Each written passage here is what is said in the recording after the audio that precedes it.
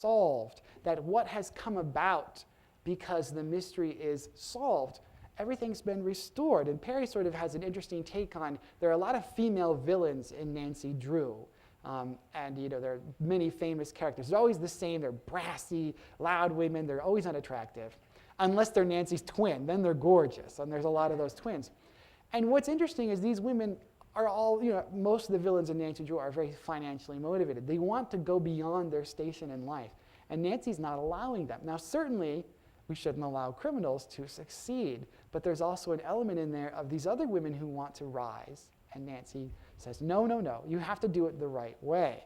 And so we get this very contradictory picture. But I don't think necessarily that it's so contradictory after all. In the end, we're really left with this singular figure who can do and be both, who can be the avenging arm of the patriarchy because we need someone to solve mysteries.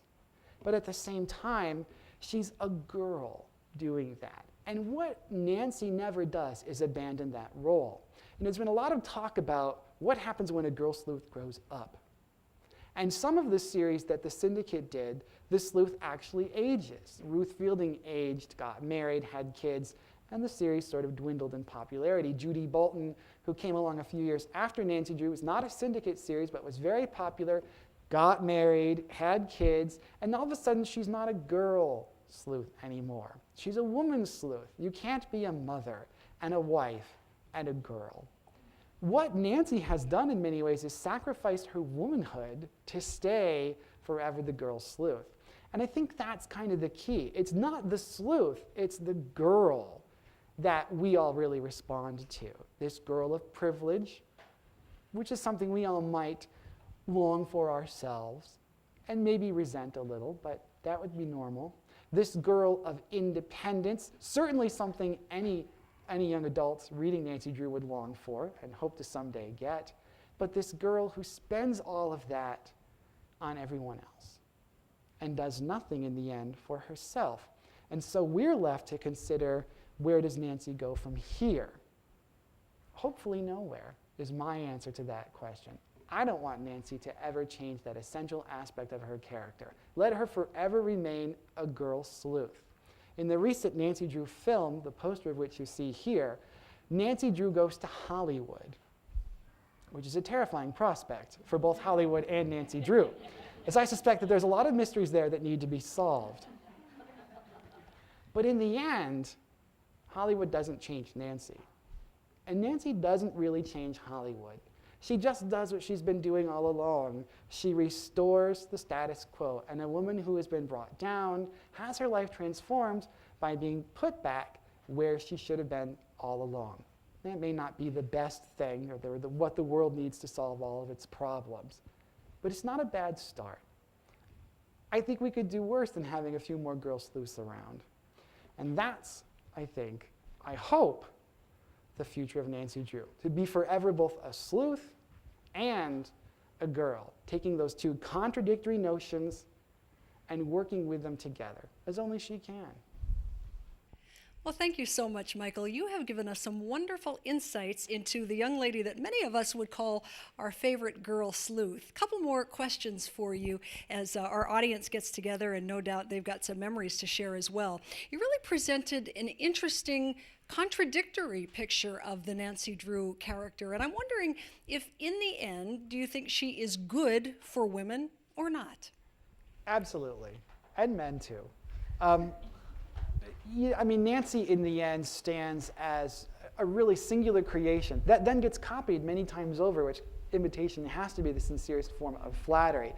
Nancy, so many people have done scholarship that looks at how readers respond to Nancy Drew. And women especially have talked about how Nancy taught them to strive for something beyond what those social roles seem to tell them they could be. We've just heard the last Supreme Court Justice, Sonia Sotomayor, talk about Nancy Drew, and other famous women like Hillary Clinton and Laura Bush and Sandra Day O'Connor have also talked about how Nancy was such a huge influence on them. Nancy has always had that ability to sort of say to women, like you see in the Clue of the Leading Chimney, you know, maybe you are stuck in the skirt for now, but you can climb up the tree anyways, go through that glass ceiling. So if only for that, certainly Nancy has done an incredible service to women and to anyone as well. Hi, welcome to the program. Hi, my name is Elaine. I'm from Larksville, and I'm a librarian, and I have 2 comments. The first one is that you can take out Nancy Drew books from your local library. And the second one is I started reading Nancy Drew when I was in about 5th or 6th grade, and I went through the books really quickly. And when I went back after summer vacation, my librarian asked me at school what books I had read, and we had to list them. And she handed the paper back to me and had crossed out all the Nancy Drews, and they, weren't a good enough book for me to read. So I would just like to say that she would be very surprised to see that Nancy Drew is being taught in our colleges and universities. So there. Michael, what do you say about that? Imagine that. Nancy Drew books weren't quite good enough, huh? Well, actually, that was a really common theme for most series books for the first 30 or 40 years of the 20th century. There's a very famous quote from Franklin K. Matthews, who was the librarian for the Boy Scouts in 1919, who said that series books would rot your kids' brains. He was referring to works like Tom Swift at the time, which were very popular. And so librarians actually, in some places, organized campaigns against Nancy Drew and the Hardy Boys and other books like that. But the market will have its way, and kids will have their way to read what they want. And within 20 years of Nancy Drew's release, librarians were actually pushing Nancy onto reluctant young readers. And ever since then, librarians and Nancy Drew have gone together hand in hand. So it's nice to know they came around eventually. You know, our audience members are getting younger and younger, I'm noticing here. You brought some company with you. Welcome. Hi, I'm Nikki. I'm from Wilkes-Barre. I have a comment and question. Started reading Nancy Drew probably about 1995, and I actually got the, oh, you don't want to read that, that's not a real book, too. And that was the Nancy Drew notebooks, I think, at the time. They were the popular ones. You were mentioning how Nancy Drew was ahead of her time with the women's rights movement, particularly in the 30s. How does that, you think, influence countries like Saudi Arabia, Iraq, Iran, where a woman has to wear, a shadar to go outside, and her rights are severely limited, particularly, where 16, 17 is a marriageable age? First of all, I have to say that's the cutest little sleuth I've ever seen.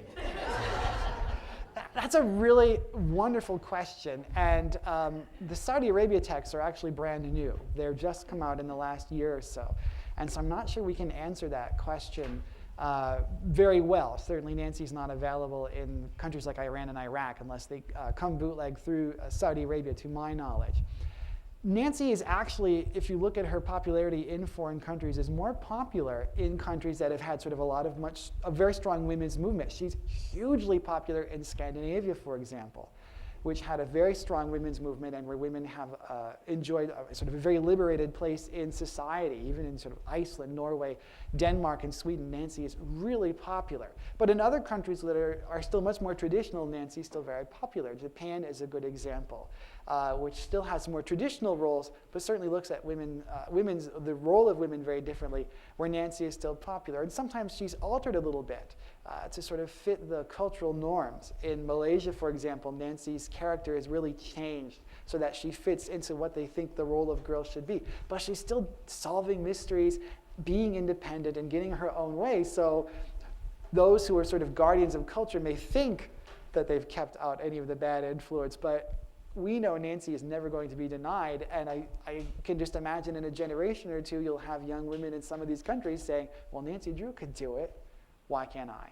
And they will. Hi, welcome to the program. Thank you. I'm Alethea Brennan from Wilkes-Barre, and I'm pleased to be here this evening listening to Michael's presentations, and the comments and questions from the audience reminds me of my own early impressions of Nancy Drew. When in junior high school in the late 40s, I was part of a group of students who formed our own reading club for book swap and discussion of Nancy Drew, after school, of course. And in the group, there were several girls and one boy. And he was the champion reader of Nancy Drew. He had read more books than anyone. So Francis, if you're still with us, and wherever you are, I'm sure you're feeling like me, somewhat vindicated tonight because yes, boys certainly could read Nancy Drew, and I recall also that Nancy Drew books were not acceptable for book reports, because I recall a teacher saying to me, Nancy Drew is not literature. So there it was, and later on, and again I thank Nancy, I became a teacher of English, among other things. And I remember thinking, oh, if they'll only read anything suitable, appropriate, even Nancy Drew, the important thing is to instill the joy of reading, the pleasure of adventure, and the escapism that reading brings, which is almost a rarity today. So I credit Nancy Drew with helping me in being somewhat successful in encouraging students to read. And another thing about Nancy, I remember she drove her own roadster. Now, in my day, my family didn't have a car, and I had no idea what a roadster was, but I saw it in an illustration, and I used to think, oh, I'd love to have a roadster like Nancy Drew. Wouldn't we all? Well, I have a Nissan Altima, and that's about the next best thing. But thank you. Well, I've enjoyed this evening, and as I said, I'm feeling very vindicated about my early tastes in literature and my effect on other young readers. Nancy's come a long way, hasn't she? Absolutely. But I liked her best in her early years, as I liked me best in my early years. Thank you. Thank you very much. Well, Michael, we have had ourselves a wonderful time talking about Nancy Drew. How about a final thought before we wrap up our program? If I leave you with one thought, it would be this. We need more sleuths in this world. We need more people out there righting wrongs, fighting injustice, working for everyone else. Nancy is an example. Nancy's a beacon. Nancy has existed for 80 years because she reaches and touches something inside of all of us that read her and love her and understand her, that compels us to move forward. We've heard so many of the people in the audience talk about how Nancy influenced them to become teachers, to become educators, to work with other people, to share their love of reading. And these are all incredible things. And Nancy had a similar influence on me. So go forth from here today and be a girl or boy sleuth yourself. I think that's what Nancy teaches us most of all.